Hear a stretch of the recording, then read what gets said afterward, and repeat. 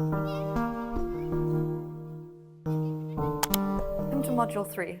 This week we're going to talk about some exercises that you can implement that can help you just build a stronger foundation and fast track your handstand journey. The two exercises that I would recommend are a forward lean push-up or a forward lean pike push-up and an L-sit. These are calisthenics skills in itself. However, we don't have to go for the full progression. We can work up to the full form, but training for these will ultimately translate very well into overall handstand strength. Let's get right into it. So we're going to start with the forward lean push-up or the forward lean pike push-up. We're going to break down both of these movements, and why we want to learn or train for the skill is that we are training that angle specific forward lean of your shoulders, which when you go into handstand and you want to really push up, there's always this moment when our shoulders are above our wrists and we have to lean a little bit forward in order to come up. This forward lean and press is ultimately what creates that momentum in order to bring ourselves up. Again, and I know that we talked about it at length in the last 2 weeks, the whole kick up, this momentum is not created by throwing our legs up, because this is basically what will destabilize your handstand. Everything is coming from the shoulder. So we want to really hone down on that forward lean strength. So if you have handles like that at home, that's great. If you don't have it, we can just do it with your flat hand on the ground. I'm going to show you both variations.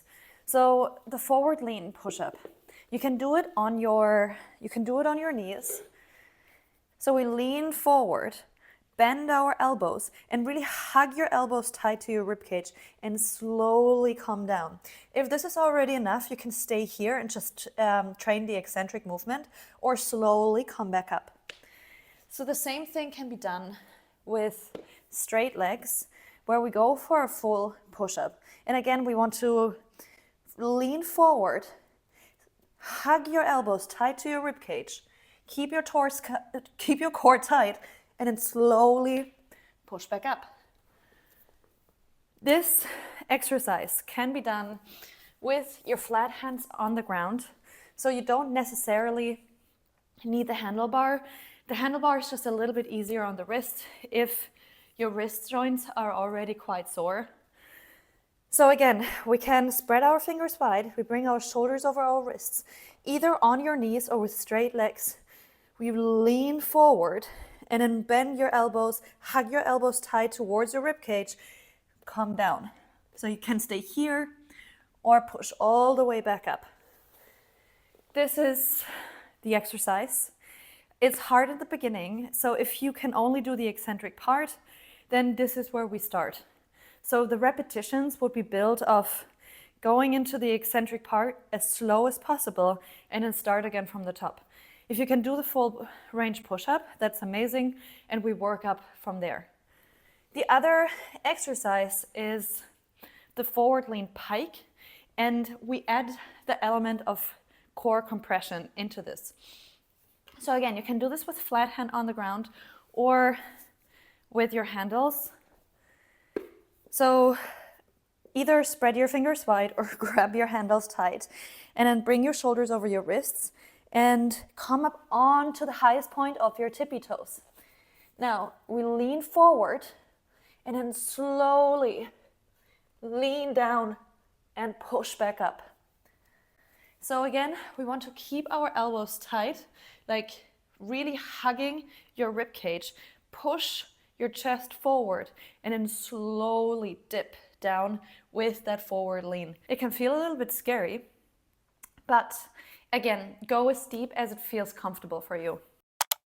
The next exercise is the infamous L-sit. The L-sit is such a great introduction into calisthenics in itself, and it is one of the best exercises for core compression and this overall core stability. So it is such a beautiful foundational exercise. With no further ado, let's get straight into it. So if you have handlebars or yoga blocks or anything, I would recommend for you to use them, although you don't necessarily need them. You place your hands next to your hips, point your toes. So the first step here is pushing into the ground or pushing into the bars, and then bring your bum up high and pull your legs back. You can already stay here or lift one leg up or the other. A prerequisite for L-sit is good hamstring flexibility. So the more flexible our hamstrings are, the easier it gets. We will finish this episode with a great hamstring exercise that I can show you. It will help you just getting your L-sit, getting your handstands. The more flexible, the more mobile we are, the less strength it is required in order to press ourselves into certain forms. Let's do it one more time. Push into the bar, pull your bum back. Either stay here or bring one leg up and then the other. If this already feels a little bit lighter, we really pull our bum back and then slowly come into L-sit. That is easier said than done. I'm aware of that. Don't be discouraged if it doesn't happen immediately, but working up to it will pay dividends. Okay, so let's talk hamstring flexibility. When it comes to hamstring flexibility, the image that comes to my brain is immediately like sport class in school when, I don't know, the warm-up was kind of like this and it didn't really get you anything. If we are trying to reach our toes with our rounded back, chances are we're not even hitting our hamstrings. We really want to go about it with a straight spine. So with an elongated spine, by pulling our navel in and up towards our chest. Only then we can start our hip hinge and then kind of puffing the chest up, reaching our bum backwards. And then already here, I can feel my hamstrings starting to fire up. A great way to progressively work on our hamstring flexibility is going to be with a little, you can do it on your couch, on your bed, on your table, whatever, or on a little stool like I do. So we can place our hands on the stool, spread your fingers wide, and again, I want to elongate the spine. So I'm pulling my navel in and up towards my chest. I puff my chest to the front and I can kind of like follow the gaze to where my chest is pointing. And then inhale here, we elongate the spine, and then our legs are straight. So I'm like pulling my, I'm pulling my bum towards the back. My feet are heavily rooted into the ground. Inhale here, and then on an exhale, I bow down. So this hip hinge is really coming from that part. I don't want to see any rounded backs. Really elongate the spine. Inhale here, and then exhale, slowly fold over your thighs. And then you can maybe bring your elbows towards the stool and just rest here. We can, over time, decrease the height that we are using for this and come lower and lower. But this makes sure that we're actually hitting our hamstrings and we're not just aimlessly working towards nothing.